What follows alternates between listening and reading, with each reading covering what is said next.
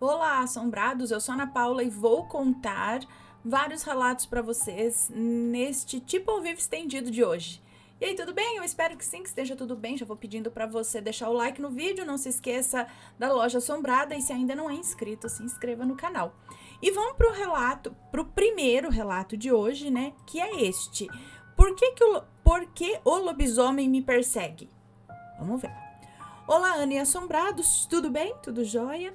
Ana, essa situação eu passo anualmente desde os meus 7 anos de idade e sempre é próximo do dia do meu aniversário. Eu agradeceria se você ou os assombrados pudessem me esclarecer algo ou apenas dar um palpite. Desde já, afirmo com veemência, não tenho motivos para mentir. Digo isso porque nunca fui levada a sério nas poucas vezes que eu disse sobre isso. E principalmente por conta disso. Digo isso porque nunca fui levada a sério nas poucas vezes que contei, né, essa história para as pessoas, principalmente porque isso começou na minha infância. Então eu acho que criança contando isso, enfim, né? Criança nunca tem crédito. Combinados. Vou evitar citar qualquer nome no relato, mas se houver estará trocado. Perdoe-me por qualquer erro ortográfico. Vamos lá. Meu sonho sempre se passava na minha casa, onde eu cresci quando criança, né? Na casa onde cresci, quando eu era criança, né? A casa que morava. Mas a casa estava diferente, então é um sonho um sonho recorrente que ela tem. Mas essa casa estava diferente. Os móveis ali eram antigos, mas nada assim do tipo de filme de terror, tá? Eram móveis que eu não tinha contato na minha rotina. Além disso, todo o sonho era em preto e branco. E um detalhe curioso é que conforme eu crescia, no sonho eu continuava com a mesma altura de quando tinha os meus 7 anos de idade. Dito isso, vou narrar o sonho. Eu estava na minha cama, ou na cama que era minha naquele sonho, e um cheiro podre invadia aquele quarto. Tentando aliviar o cheiro, eu ia em direção à janela e abria, mas aquilo apenas piorava. Poucos momentos depois disso, eu via uma linda árvore que parece ter laranjas ou mexericas, não sei precisar bem o que era, porque eu colocava os olhos ali e ele pregava os seus olhos em mim. Ana, tudo ali era em preto e branco, mas os olhos daquela coisa eram de um amarelo vibrante. E ali o meu inferno começava.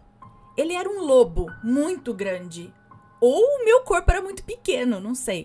Mas aquele lobo tinha a traseira mais levantada que a parte da frente. Orelhas grandes que faziam barulho quando ele corria e uma sede de sangue que eu tinha absoluta certeza que era por mim. Ali começava a perseguição e eu ficava irada. Irada, é isso? Eu ficava irada. Ana, desde muito pequena, eu tenho gênio forte e ali eu começava a pensar em uma maneira de matá-lo. As ruas eram diferentes das ruas normais da minha vizinhança, mas eu sabia onde ir. Eu virava a primeira esquerda e seguia por vários metros até uma casa com uma família. Ali havia um pai quase entrando na casa e que ao me ver me chamava e me acolhia. Ele me colocava para dentro de sua casa e trancava a porta, tentando barrar aquela besta. Entrando na casa, eu estava em frente a uma sala e na minha esquerda havia uma escada. À minha direita, a cozinha e ao centro um sofá, uma televisão e um tapete enorme. Além disso, ali eu via uma mãe e sua filha. A mulher tentava proteger a criança. Ana, eu nunca tive a oportunidade de conversar com elas, porque o pai da família me chamava para a cozinha e começávamos a procurar algo para matar aquele bicho. E ali nós revirávamos a gaveta da cozinha até encontrar um punhal um pouco grande. Eu sempre senti uma conexão com aquele punhal. Era como se fosse capaz de enfrentar tudo com ele. Mas eu não tinha tempo para pensar muito nisso. Então, assim que pegava o punhal, eu ouvia a mãe gritar. E ao chegar na sala, eu via aquele bicho com a garotinha na boca, sabe? Em cima daquele tapete. E agora preste atenção, porque esse final nunca se alterou. Antes daquela coisa soltar a menina, eu cortava a cabeça dele fora. Decapitava. O lobisomem. O lobo, não sei. E antes dele atingir o chão, eu acordo. Agora que vem os fatos curiosos sobre isso. Ana, na primeira vez que eu sonhei com ele, eu acordei com um corte no meu braço direito. Ah, mas será que você não machucou enquanto dormia? Olha, assombrados e Aninha, eu era criança e dormia com uma coberta e alguns ursinhos na cama. Eu tinha uma cachorrinha, mas ela não dormia comigo e não me machucava. E o corte era bem grande na época. Hoje tá mais cicatrizado. E eu passei pomadas para ajudar na cicatrização e tal. Mas esse, por algum motivo, não quis sumir na época. Esse corte é isso? Agora, as alterações que o sonho pode sofrer são as seguintes. Eu não consigo mudar o caminho e não consigo falar com a menina ou com a mãe dela. Afirmo que é uma família pelas aparências e eu realmente senti isso quando entrei lá. E às vezes o pai fala para irmos para a cozinha, mas agora ele já está tão habituado com a minha presença que nós já vamos direto para lá, sem precisar nem conversar. E não, aquela família não é minha. E eu não entendo até hoje por que eles sempre me acolhem, mesmo eu tendo a impressão que eles já sabem o que vai acontecer. Bom, Aninha, é isso. Não é assim nada extraordinário, mas eu não tenho uma explicação racional para uma situação que me persegue há mais de uma década. Se alguém puder esclarecer alguma coisa, eu agradeceria, mas falem com respeito, por favor. E repito, não tenho por que mentir.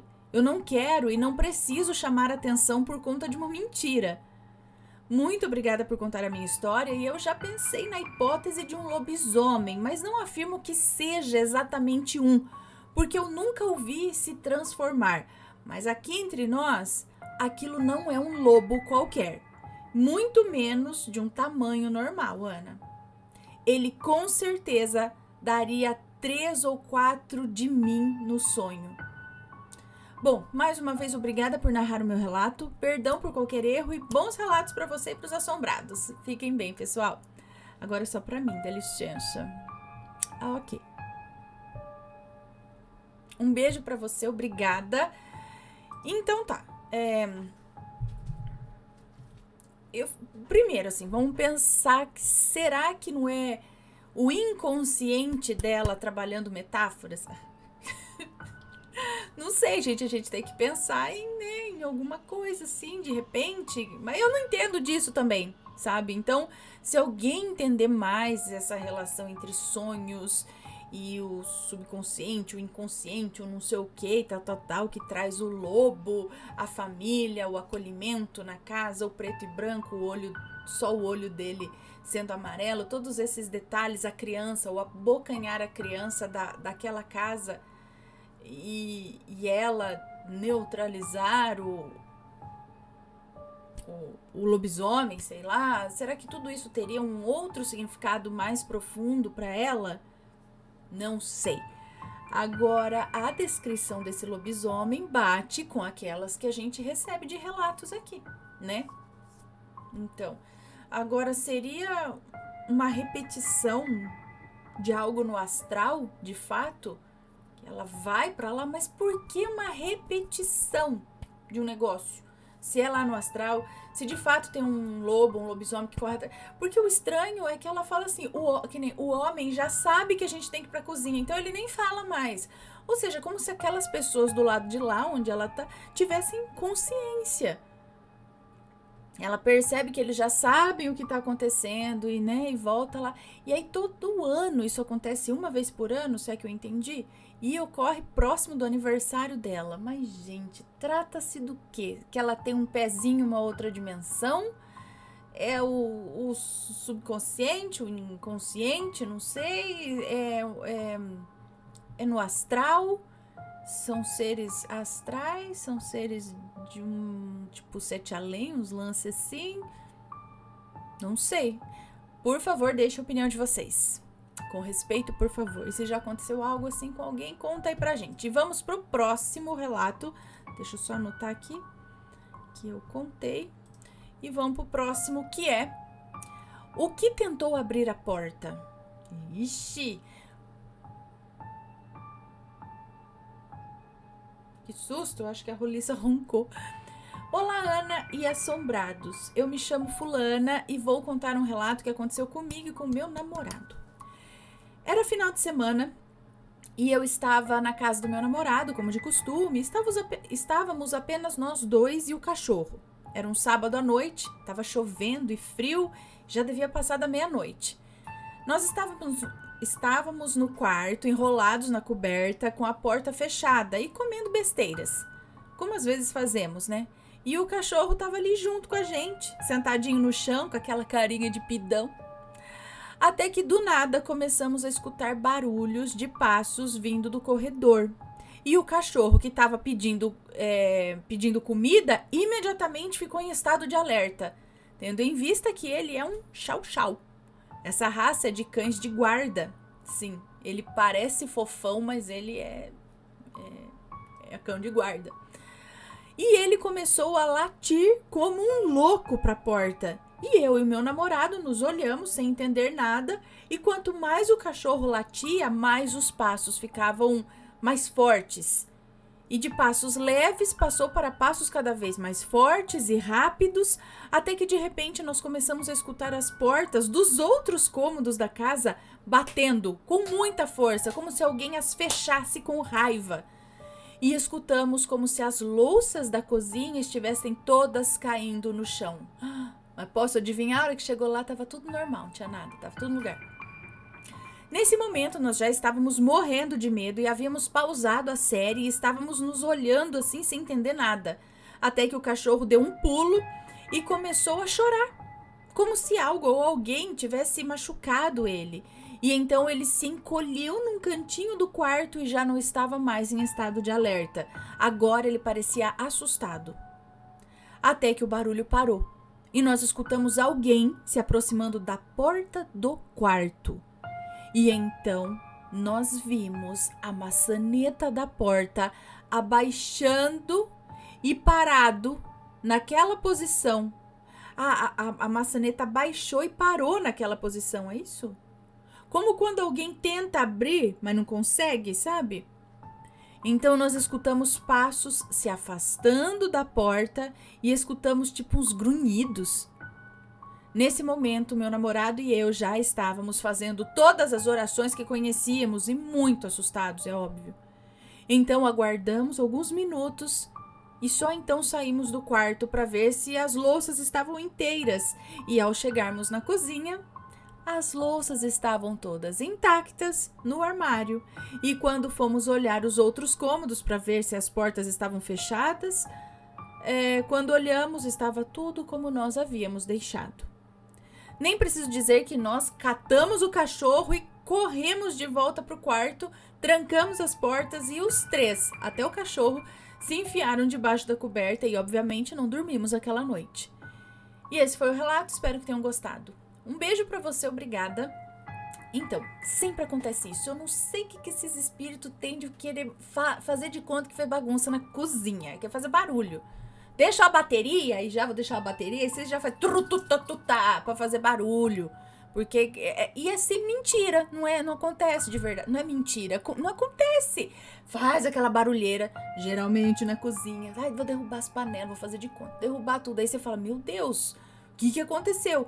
Mas sempre quando vai lá não tem nada. Aí, aonde que isso acontece? Ele mexe com a nossa mente e faz a gente acreditar que escutou.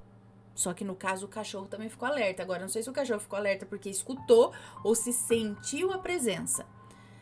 Ou aquilo faz isso numa outra dimensão. A gente escuta, mas daqui não tá bagunçado, mas daí bagunçou na outra dimensão. Coitada da pessoa da outra dimensão. Imagina arrumar tudo aquilo, perder, limpar tudo aquilo lá. E eu não sei por que eles fazem isso. Por que dessa atividade? É pra assustar, é um meio que eles acham de assustar. Mesma coisa, as portas batendo. E aí os passos e a maçaneta. Aí houve, né? Aí também não sei. Eles viram a maçaneta baixando. Mas aí eu fico pensando, então, será que de fato a maçaneta abaixou? Ou foi mais uma ilusão, assim como uma ilusão auditiva, uma ilusão de ótica? Não uma ilusão de ótica, mas assim, o espírito, sei lá o que, trabalha na mente da pessoa, então ela vai ver isso, vai escutar aquilo, e o cachorro reage porque ele de fato enxerga ou sente a presença. Não vou dizer que não tinha uma presença ali, tinha, mas como que ela estava atuando fisicamente, pelo menos na cozinha, não é. Porque... E às vezes acontece, às vezes tem a bagunça, tem o quebra-quebra e de fato as coisas estão quebradas. A gente já viu o relato assim, cai copo do escorredor, voa prato, sabe? Isso daí acontece fisicamente. Agora o que eu falo é que é muito comum esse tipo de relato, onde você escuta de fato a bagunça acontecendo, geralmente na cozinha, que eu acho que é o lugar mais barulhento da casa, só que quando você chega lá, tudo no lugar. E assim, é rápido às vezes. Não dá tempo de algo voltar para o lugar, entendeu? Sei lá. E aí eu fico me perguntando o que é, por que isso, né? Mas muito interessante é escutar os passos e tal. Ai, o que tava lá, gente? Credo. Né? Você tá sozinho em casa, mas é aquela coisa. Você entrou debaixo do cobertor, você tá protegido. Essa é a sensação. Próximo relato. A incrível história do meu avô. Acidente quase fatal, segunda chance de vida, relógio da vida e o sonho com o além. Nossa, tudo isso num relato curto. Prezado, segue o meu relato. A incrível história do meu avô, né? Esse título todo aí. E agora uma frase aqui, ó. Há mais coisas entre o céu e a terra do que sonha a tua vã filosofia. Fala de Hamlet a Horácio na peça Hamlet de William Shakespeare. Para quem não sabia de onde vinha. Querida Ana, família assombrada e assombrados. Os nomes do relato estão modificados. O estado onde se passa a história é preservado e precisa ser citado para que as coisas façam sentido. Ok. Aqui sou fulana e será uma honra assim ser chamada e ter o meu relato lido pela Ana. Imagina, eu que agradeço. É uma homenagem ao meu avô paterno, que não se encontra em matéria junto a nós mais. Parte da história já foi contada oralmente por mim e cheguei a enviar parte pro canal. Pro outro? Como? Parte da história já foi contada oralmente por mim e cheguei a enviar parte para outro canal. Mas a versão completa só os assombrados terão. Bom, mas como assim oralmente? Pra mim? Você já contou pra mim? Não sei, vamos lá. No dia 31 de dezembro de 1971, o meu avô, um trabalhador de lavoura de arroz num canto bem isolado do Rio Grande do Sul, ajudava um trator a dar a ré na plantação. O motorista perdeu o controle e o veículo... Aconteceu isso. Então, o motorista perdeu o controle e acabou que virou um acidente. Meu avô caiu numa vala onde passa a água da plantação, sabe? Mas que... entendi. Meu avô caiu na vala onde passa a água da plantação, mas naquele dia essa vala estava seca. E a roda passou por cima dele. Aí o trator foi retirado, contudo, seu estado era péssimo, como podem imaginar. Ai, Senhor. Um jovem trabalhador que recém tinha saído do quartel fez um torniquete com a própria camisa no abdômen dele que estava, né? Foram 2 horas de carro por estradas ruins até o hospital mais próximo. Ele foi operado e ficou desenganado por 3 dias. A medicina da época e o lugar, acredito, eram bastante restritos em relação, né, comparado a hoje. Então, sobreviver àquilo foi um milagre.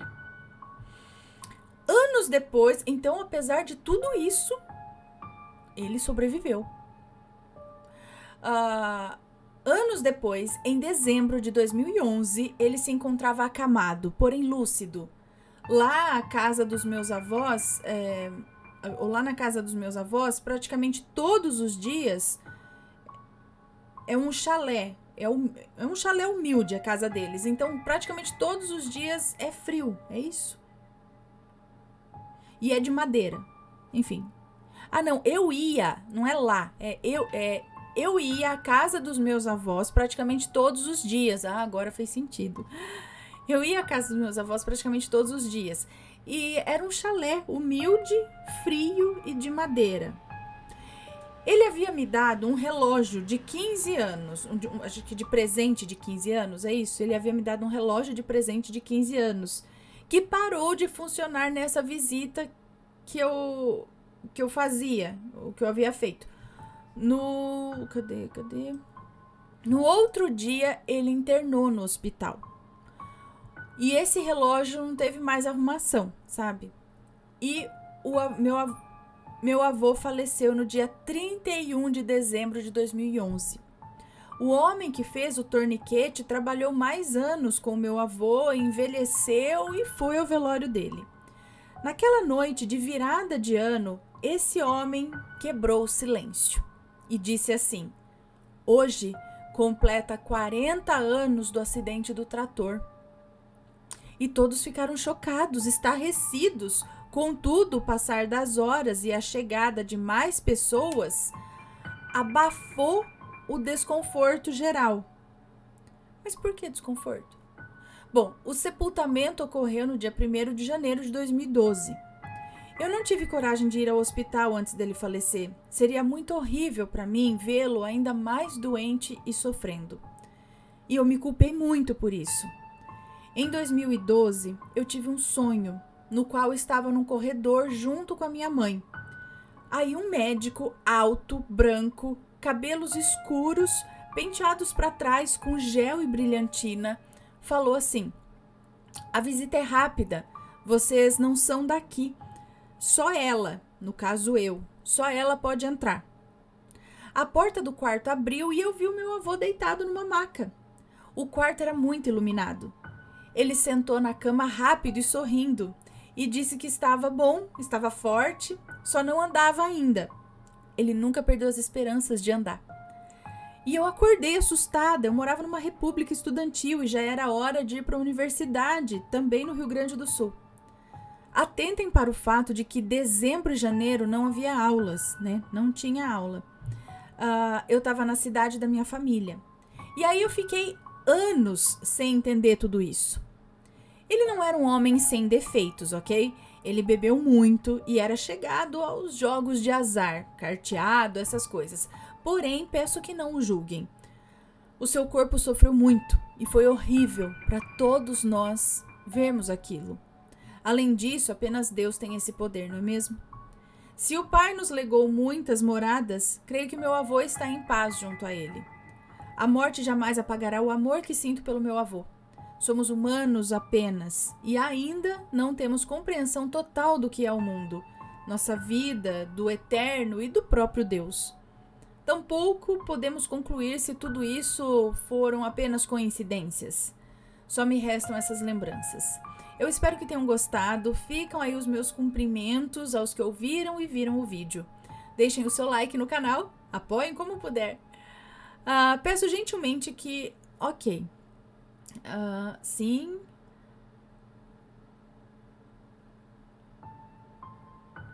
Ok. Um beijo pra você, muito obrigada. Essa história não me é estranha de fato. Agora estou buscando na memória aqui. Mas olha só, foi-lhe dada a chance de se despedir, né, através esse médico, esse local, né, onde você foi aí. E a primeira vez também, né, depois do acidente e tudo mais, ele ter se livrado. Eu só não entendi por que ficou algo desconfortável quando o rapaz falou que completava... É porque foi exatamente no mesmo dia? No dia 31 de dezembro de 71, ele sofreu um acidente. No dia 31 de dezembro de 2011, exatamente 40 anos depois, ele faleceu também. Mas teria alguma coisa a ver? Né? Ai, sei lá, muita coincidência. Sei não, né? Muita coincidência. Mas muito interessante, que legal. Muito obrigada. Deixa eu anotar aqui que eu contei. E vamos para o próximo relato, que é: que voz é essa que minha filha ouviu? Olá, Ana, espero que esteja bem. Aqui é a fulana. Que emoção ter mais um relato lido por você. Parabéns pelo canal. Obrigada. Os nomes já estão todos trocados e estou escrevendo por insistência da minha filha de 6 anos, que quer ouvir a sua história narrada pela moça dos relatos. Bem, vamos lá então ao relato. Quando a minha filha... Os nomes estão trocados, ok. Quando a minha filha Mariane estava com 3 anos, estávamos somente nós duas em casa, sem vizinhos por perto. Pois bem, eu estava limpando a casa e ela brincando no seu quarto. De repente, a Mariane chega me perguntando: o que foi, mamãe? Por que a senhora me chamou? No que eu respondi que eu não tinha chamado por ela, que era só imaginação, e disse para ela voltar a brincar. Não passou 2 minutos e lá vem ela novamente.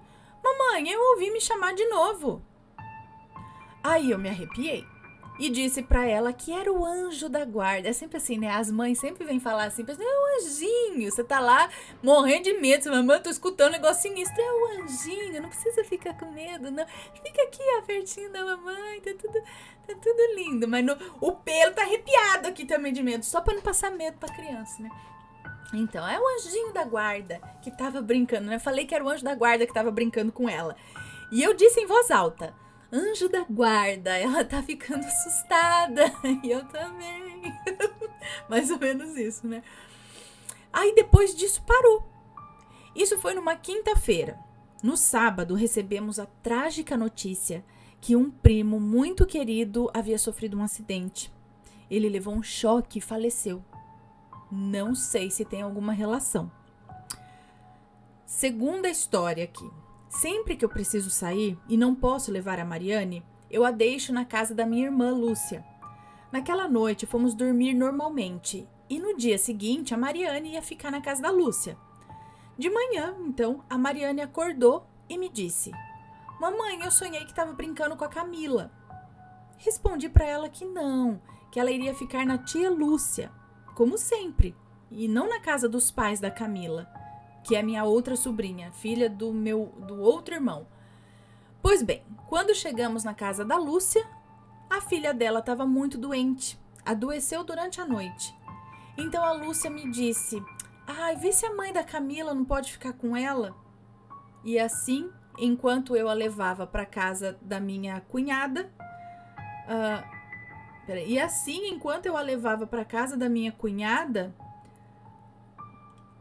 da minha cunhada Ana, é isso, que é mãe da Camila, eu a questionei. Falei: Mariane, como que você sabia que ia brincar com a Camila hoje? Ela só deu um sorrisinho e disse: sabendo, mãe. Se não bastasse a coincidência, quando fui buscar a Mariane na casa da Ana, ela me chama e diz muito séria: fulana, eu tenho que te contar uma coisa sobre a Mariane. Ela estava desenhando e de repente parou, olhou para mim e disse: tia Ana, de quem é essa voz? A senhora tá ouvindo? Tem alguém me chamando. Mas não tinha ninguém. Aí eu dei um sorriso amarelo e disse que às vezes acontece mesmo. Acontece, normal, é o anjinho da guarda. O que você acha? Somos católicos, eu sempre rezo com ela, mas às vezes isso me assusta porque eu também escuto alguém me chamando. Até já escutamos juntas. Obrigada por ler os meus relatos, Mariane está ansiosa para ouvi-los. Um grande abraço, fiquem todos com Deus. Um beijo para você, muito obrigada. Lembrando que a Mariane tem só 6 anos, né? Então, assim, o anjinho da guarda, eu acho que talvez, não sei, depende do que a gente chama, mas eu acho que não teria muito porque que ele fica lá chamando. Agora, as duas já ouviram. A Mariane, entre aspas, os nomes estão trocados, mas ela de fato ouve. ela tem mais alguma coisa, porque ela teve um sonho, um pequeno sonho premonitório, né? Onde ela se viu brincando com a prima, que de fato aconteceu. Ela ouve alguém, e parece que é uma voz feminina, chamando ou querendo se comunicar com ela e com você. Então, resta saber quem seria a dona ou o dono dessa voz. E por que chama? Por que quer esse contato? É algum espírito pedindo ajuda? É algum protetor querendo falar alguma coisa ou só dizer que tá ali? É difícil dizer, né, o que é. Teria que ir atrás, buscar saber a respeito disso em algum lugar sério, né? Algum lugar que realmente possa ajudar a entender isso de forma séria. Mas parece que existe aí uma sensibilidade na Mariane. Talvez na mãe também, né? Que a gente às vezes só vai perceber os negócios depois que a gente já tá lá na vida adulta. Você fala, será, gente? Aí você começa a voltar lá no passado e fala, tal coisa acontecia mesmo e tal. Mas fique tranquila, Mariane. Assim, a gente escuta que a gente não deve responder, né? Mas como que a gente vai saber também se a gente acha que é uma pessoa mesmo chamando? Às vezes é no automático a gente responde. Então eu acredito que responder, num caso que você não tá sabendo o que é, você realmente acha que é alguém, não vai acarretar lá em grandes coisas assim, né? E lógico, fazer sempre as orações, ela falou, né? Eu sempre rezo com ela e tal. Continue pedindo sempre proteção, né, pro anjo da guarda tá sempre ali junto, evitando que qualquer coisa ruim se aproxime. Mas de repente vale investigar o que é isso, né? É uma coisa recorrente, né? Então vamos lá. Lido, um beijo, Mariane, entre aspas, né? A garotinha.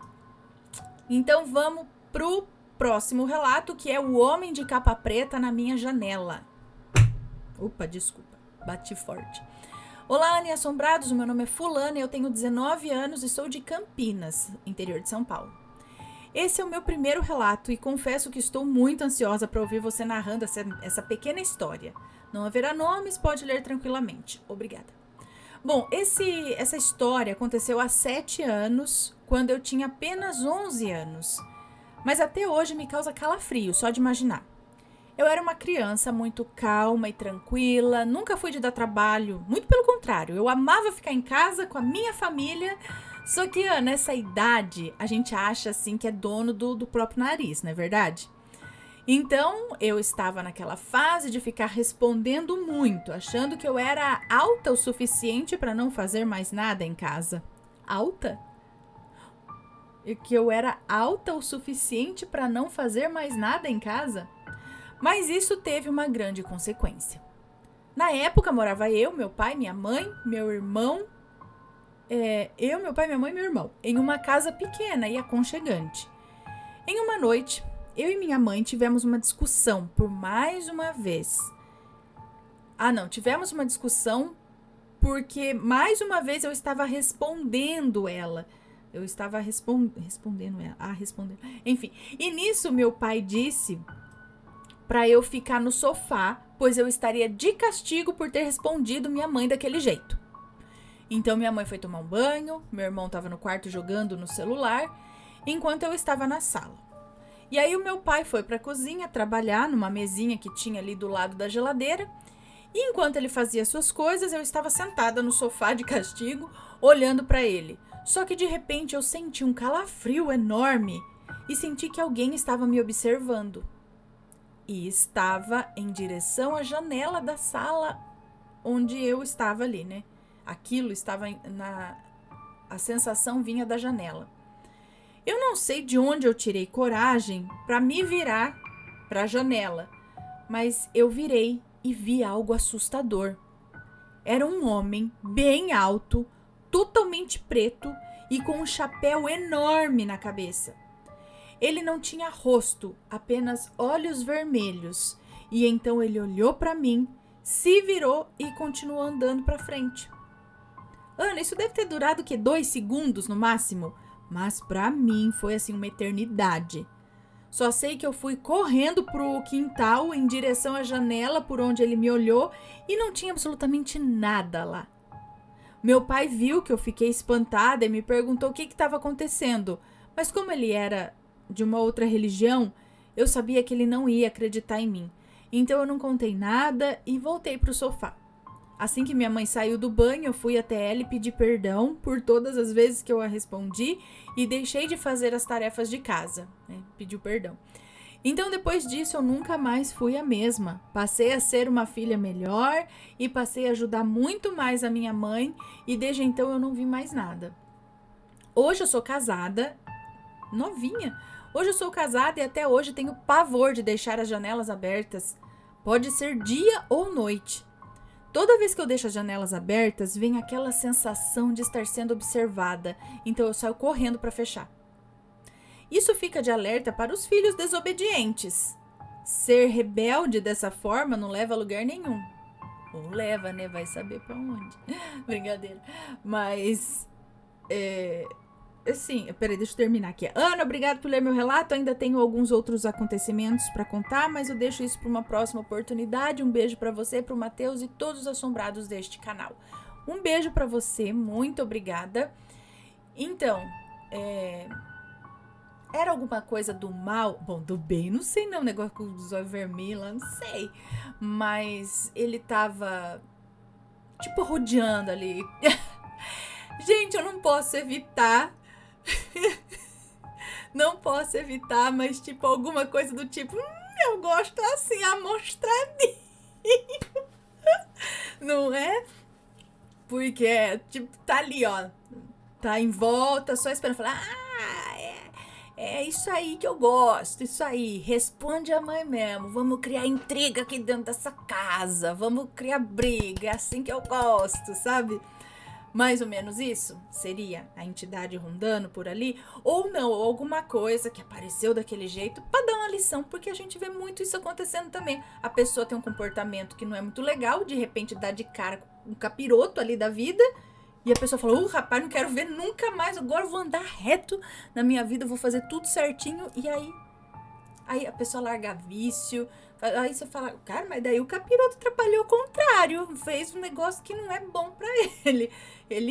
E aí que eu fico pensando, será que é mesmo o coisa ruim, como dizem, ou é algo bom, mas que dá uma assustada, pra ver se a pessoa conserta no susto, entendeu? Não sei. Deixa a opinião de vocês. E vamos para o próximo e último relato de hoje, que é primeira oração para o meu filho. Vamos ver. Olá, Ana, tudo bem? Na minha família sempre aconteceu coisas bizarras. Com as minhas irmãs e com a minha mãe. Com todo mundo, menos comigo. Eu vou contar um relato que aconteceu quando eu tinha acabado de ter o meu bebê. Ele tinha 1 semana de vida. Eu morava com a minha mãe, a minha irmã, que na época devia ter uns 20 anos, e o meu irmão de 4 anos e o meu sobrinho de 2 anos. Bom, a casa não era grande, então a minha mãe fez da sala o meu quarto junto do da minha irmã e do meu sobrinho. E a minha mãe e o namorado dela dormiam no quarto que era quarto mesmo. Naquela casa, as luzes apagavam sozinhas. Deixa eu esperar um caminhão passar. Naquela casa, as luzes apagavam sozinhas. Quadros voavam da parede. Tinha um cheiro muito ruim. E elas, a minha mãe e a minha irmã, sempre ouviam barulhos. Quando eu estava grávida, eu conheci um menino que era da igreja. Para mim isso era engraçado, porque na época eu tinha 17 anos e era muito rebelde. Então eu nunca fui de acreditar em Deus ou algo do tipo. E conforme foi passando os meses, nós começamos a levar um relacionamento sério. Mas foi bem complicado para a família dele, porque eles eram da igreja e meio que assim, eu tinha piercing, tava grávida. Era fumante. Até que eu comecei a frequentar a casa deles e eles começaram a me levar para a igreja. Cadê? E eu tive o meu bebê em novembro de 2017. Então montamos o bercinho dele na suposta sala que era o meu quarto. Minha cama era uma bicama, daquelas que puxa embaixo e tem outra cama. onde meu irmão mais novo dormia. A TV ficava na frente da minha cama, acho que é isso, tipo nos pés, e do outro lado do quarto / sala ficava uma cama de casal, que era onde a minha irmã e o meu sobrinho dormiam. Em uma noite eu fui para a igreja com meu namorado e com meu bebê. Após isso, ele me deixou em casa e foi embora para casa dele. Eu troquei o meu bebê e coloquei ele deitadinho no carrinho, com a parte dos pés virado para mim.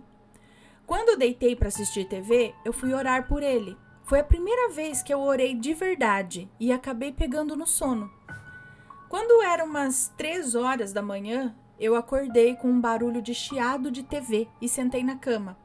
Quando eu olhei para a TV, estava passando jornal. E quando eu olhei para minha irmã, ela também estava sentada, só que olhando para mim. Nós nos levantamos ao mesmo tempo, como se algo tivesse acordado nós duas.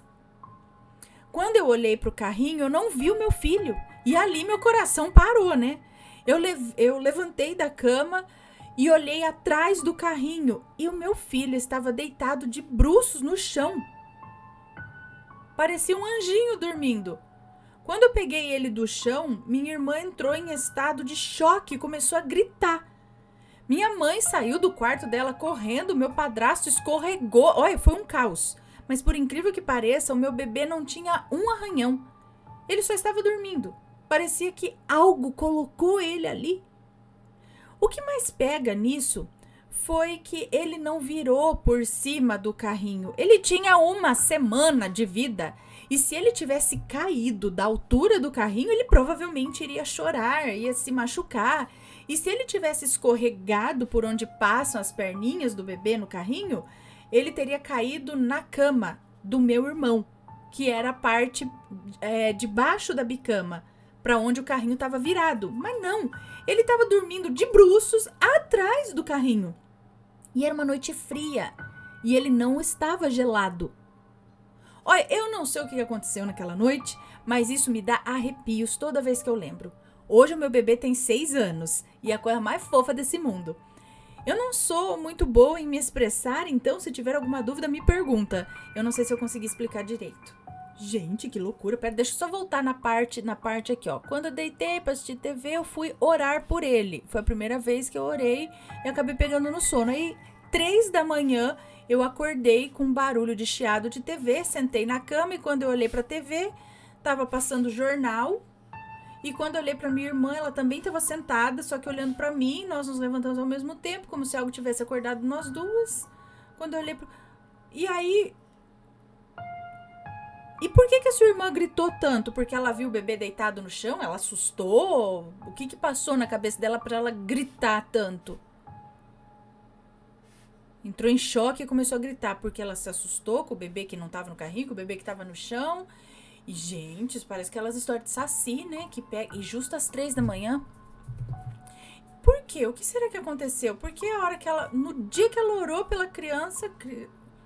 Quem que fez isso e por que fez isso? Não entendi, não. Não sei o que pode ter acontecido aí. Deixem suas opiniões e se tem uma história parecida, conta pra gente. Porque tem histórias aqui no canal de bebês que foram muito novinhos, que nem engatinham ainda. Muitos que nem viram direito, sabe? Não viram ainda. Que, tipo, sumiram de cima do berço, apareceram embaixo do berço.